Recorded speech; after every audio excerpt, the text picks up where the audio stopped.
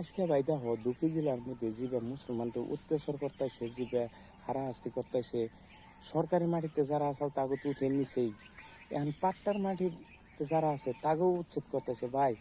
তাকে যে করতেছে কালকে জাঙ্গু করবো না কোনো গ্যারান্টি নাই।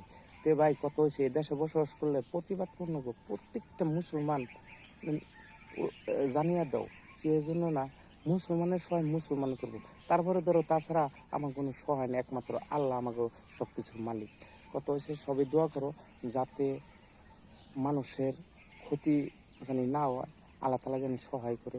এই ভিডিওটা বেশি বেশি করে শেয়ার করে দাও যাতে প্রত্যেকটা মুসলমান ভাই জানি জানা আরে। আর এটার বিষয়ে সবাই প্রতিবাদ করো, কারণ ঘরে বয়ে থাকলে ভাই আজকে তোমার মারতেছে কালকে আমারও মারবে।